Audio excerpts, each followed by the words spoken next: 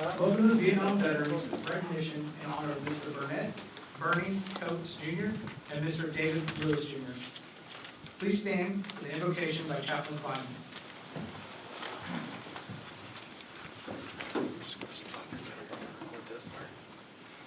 Please join me as I pray.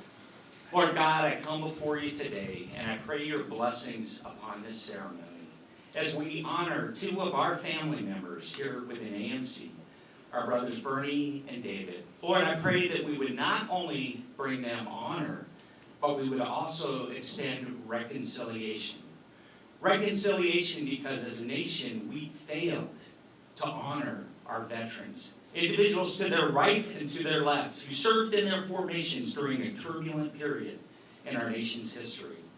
So Lord, I pray special blessings upon Lieutenant General Walker today as he honors them and again extends reconciliation now for a grateful nation, for all the members, the sisters and brothers in arms who served during the Vietnam era. We ask these things in your holy name. Amen.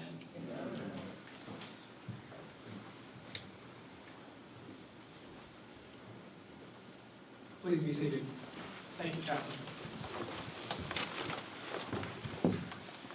The Vietnam War commemoration is to thank and honor veterans of the Vietnam War, including personnel who were held as prisoners of war or listed as missing in action, for their service and sacrifice on behalf of the United States, and to thank and honor the families of these veterans.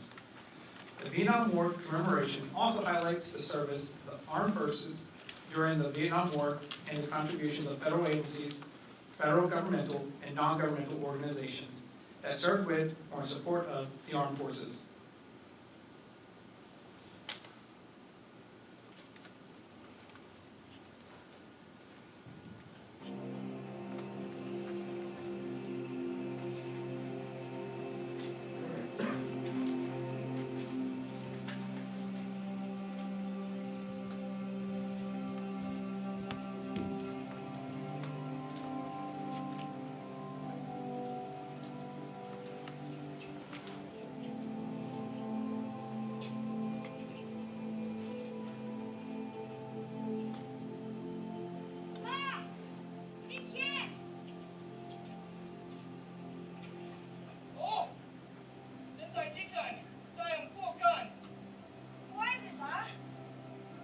Tôi lên máy. Đã có ba.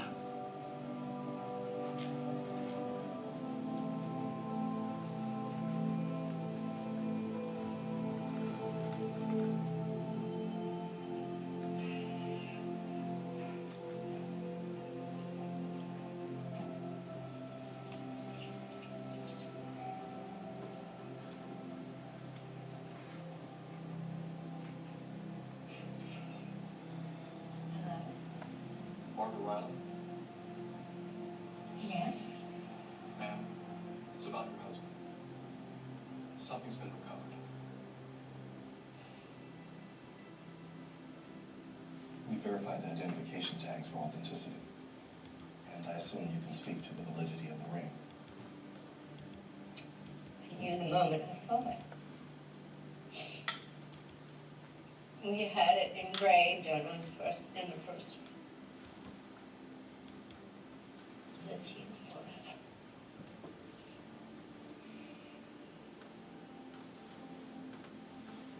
Was there anything else? And that's all the fisherman and his son found.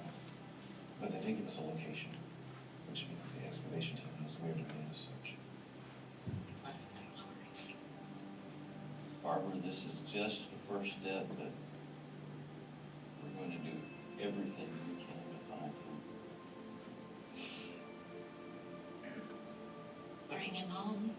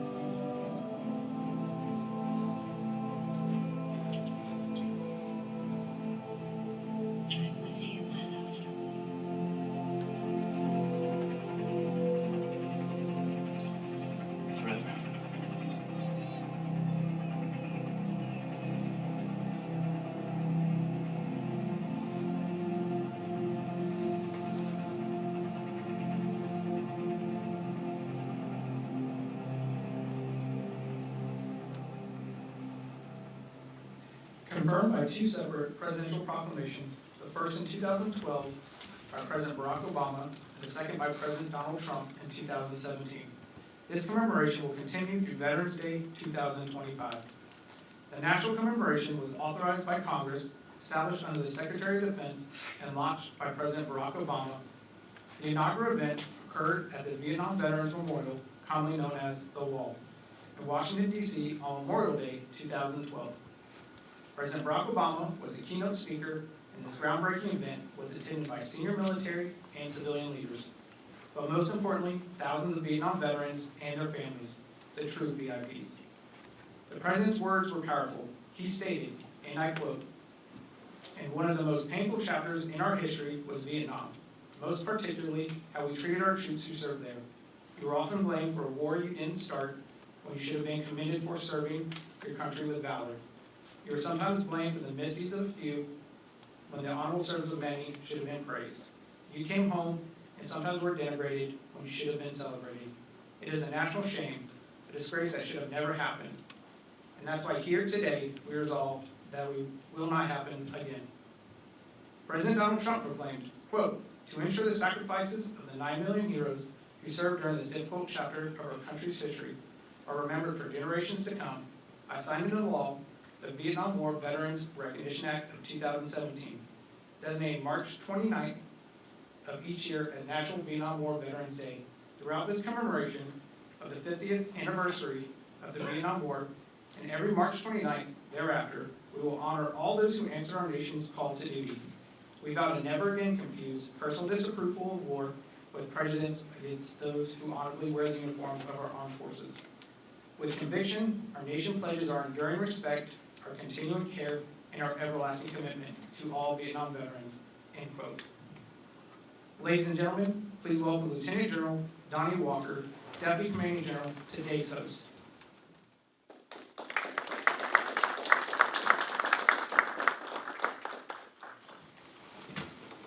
Right. Hey, good job. Excellent. Chaplain, where you at? Excellent invocation, touched me greatly. And how about that video, huh?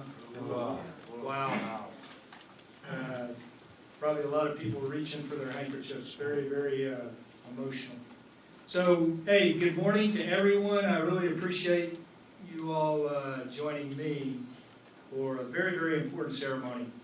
And you know, I talked to these two gentlemen that we're about to recognize just briefly up front, but you know, when I heard about this ceremony, I jumped at the chance, wanted to do it, because I've got a little history with Vietnam too that I'll talk a little bit about as we go through.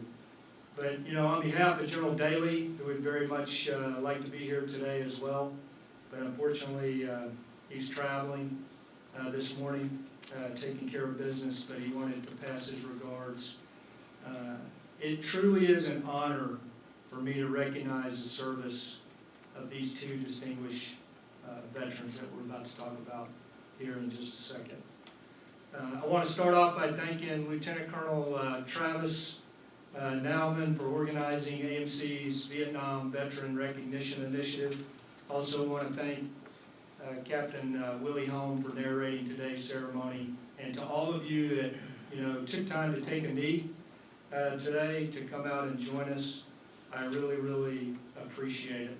I think we have some people joining us virtually, or at least we're videotaping this so we can get to more folks based on COVID. It really is important that we pause and honor these two gentlemen along with their families and recognize their service. You know, I've attended and hosted many ceremonies during my military career, but the opportunity to recognize Vietnam veterans, well, I tell you, it's special to me. My father, who's my role model, some of you in the room had a chance to meet him, my hero, he served 2 tours in Vietnam. So this is close, and I personally know the impact the war had on our soldiers and their families.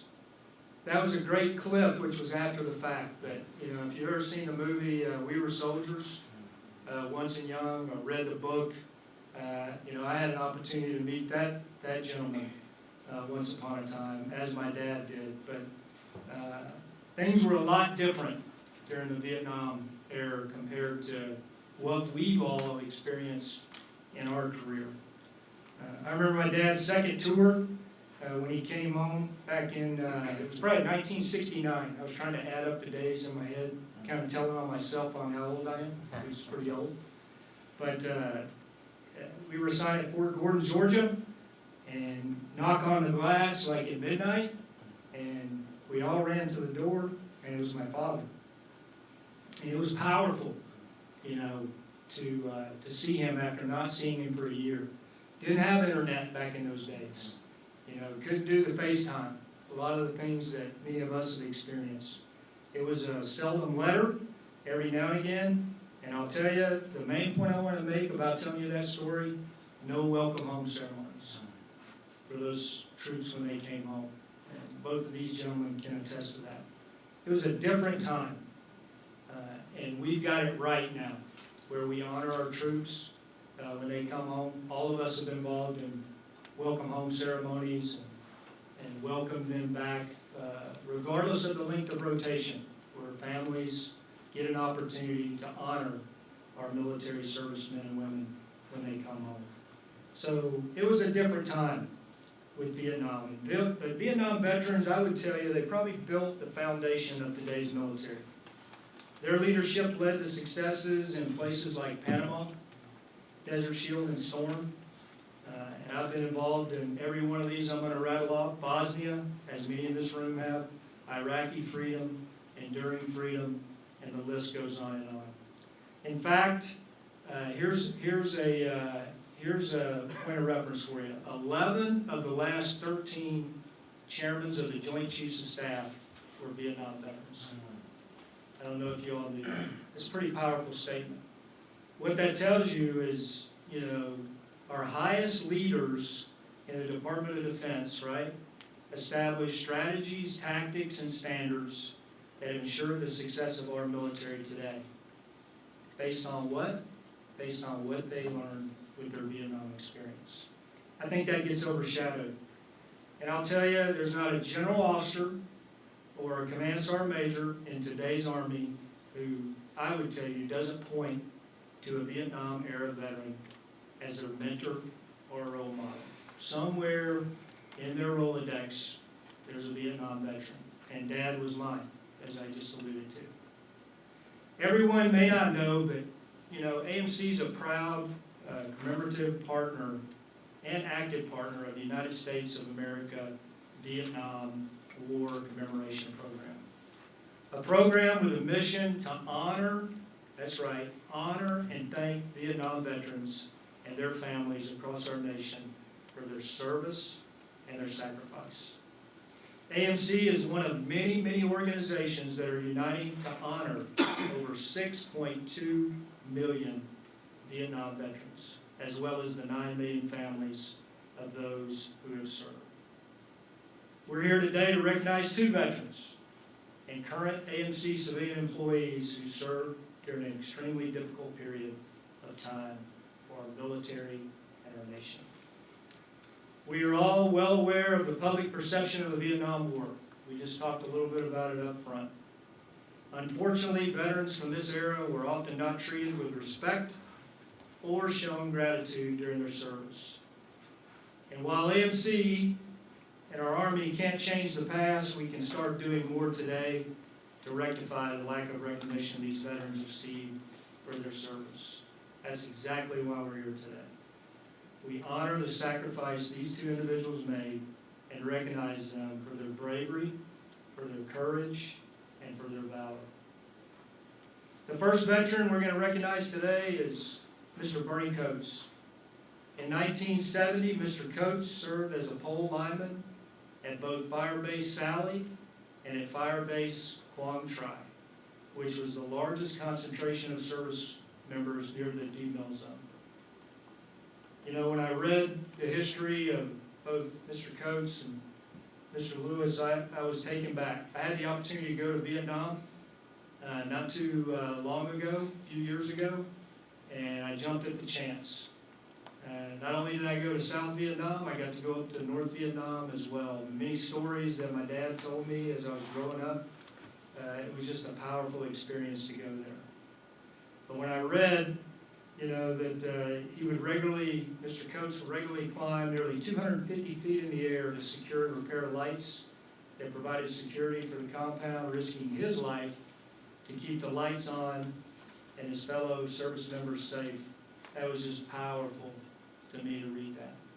Took me back to stories that my dad used to tell in that dangerous environment. Mr. Coates' year in Vietnam was full of attacks from the enemy forces.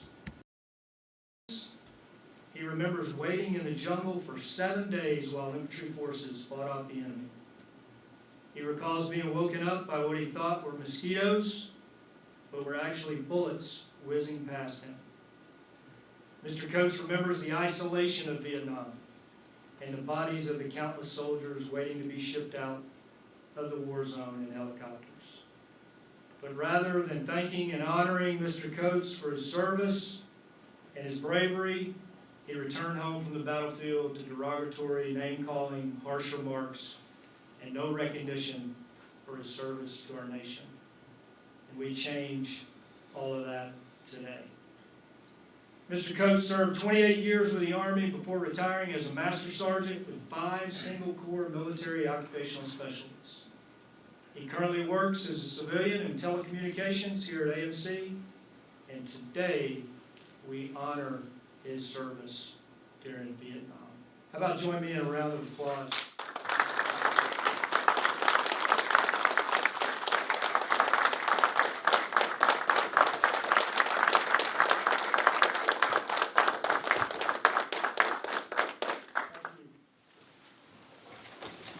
We're also here today to recognize Mr. David Lewis.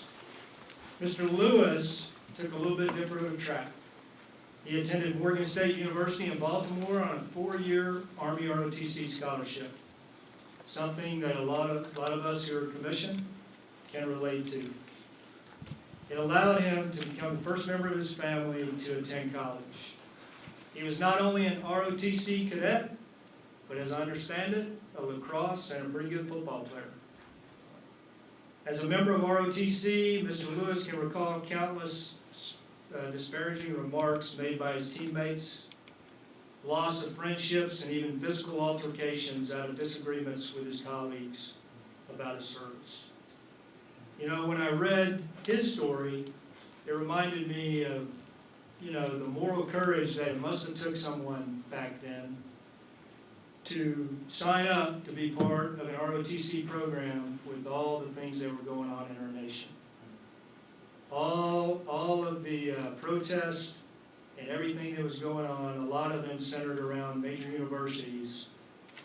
For him to sign up and do that certainly took a lot of moral courage to stand up for what he believed in our nation, calling young men and women to go and serve. Upon graduating in 1973, Mr. Lewis commissioned as a second lieutenant in the Ordnance Corps, and he was detailed to the infantry. That's happened to a lot of us. He joined the 9th Infantry Division at Fort Lewis, Washington, and as a 22-year-old platoon leader, Mr. Lewis was responsible for 44 soldiers who were training and preparing to deploy to Vietnam at any moment. Although Mr. Lewis and his soldiers never received a final order to deploy, he had many stories and can recall many friends who did, some who unfortunately never returned back home. After the Vietnam War came to an end, he trained here at Redstone Arsenal to become an EOD officer, Explosive Ordnance Disposal, and he served with the 636 OD Company 1st Support Command in Germany from 1977 to 1980. His obligation to the Army was for 6 years, but he served 9, and after leaving the Army and working as a defense contractor, he decided to join the Army Reserve, serving another 4 years.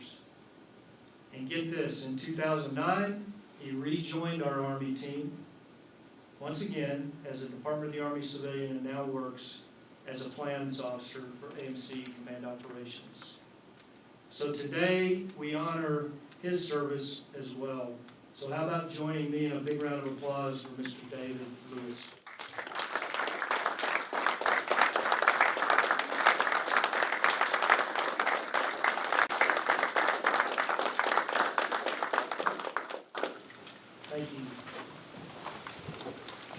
So in closing, I'll tell you that, you know, these men represent thousands among their generation who served our country honorably and never asked for anything in return. Alongside them were the families who stood by them, some of them here today, and supported them during these tumultuous times. In the history of our nation, all military families endure the hardship of separation and uncertainty. We've all lived it, those in uniform today and those who have been in uniform in the past. But unlike our veterans of today who are welcomed home with waving flags and cheers, the families of our Vietnam veterans witnessed husbands and wives, sons and daughters, and fathers and mothers returning home to a nation in turmoil. They watched as the vast majority received no recognition for their service or welcome home ceremonies hosted by their communities. I just can't even imagine that today, based on my experience of being in the Army post-Vietnam. Mr. Coates and Mr. Lewis did not receive a hero's welcome, nor the thanks they deserved. And that is why, ladies and gentlemen, programs like this today are so very, very important. So today, we take time out of our own lives to remember theirs and their fellow Vietnam-era veterans' sacrifice. Before we conclude the ceremony, I want to make sure that I echo this. I encourage everyone that's here today, for those of you that are in the outstations that may be watching this virtually, take time and take a moment before you depart. Either work today, if you run into them in the hall, or if you're at this ceremony, to give your personal thanks to these two great veterans. They deserve all of our respect and admiration. And gentlemen, I want you to know, on behalf of General Daly and myself, the leadership of this organization, you have our respect. Thank you. People first. Winning matters. Army strong. Hooah.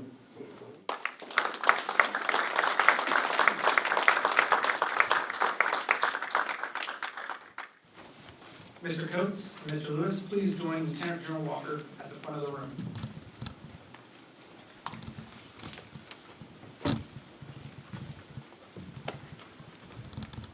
As a lasting memento of the nation's gratitude, we are privileged to present the Vietnam veteran lapel pin and presidential proclamations to these patriots on behalf of a grateful nation. The Vietnam veteran lapel pin features an eagle's head representing courage, honor, and dedicated service, stripes representing our nation's flag, and 6 stars representing the allies who served, sacrificed, and fought alongside one another, all encircled by a ring of blue matching the captain of our national flag and signifying vigilance, perseverance, and justice. The phrase, "A grateful nation thanks and honors you," is embossed on the reverse side, along with the commemoration's name.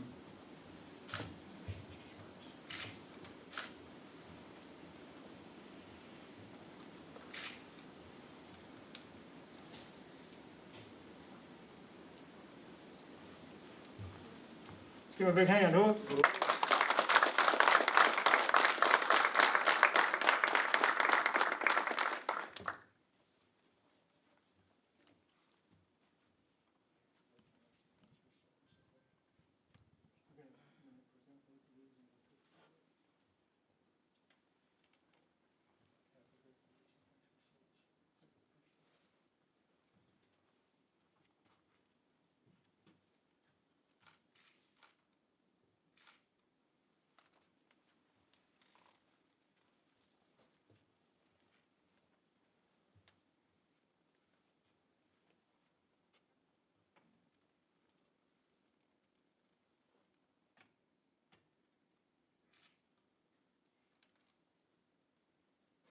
Ladies and gentlemen, this concludes today's presentation. Thank you for attending. People first, winning matters, Army strong.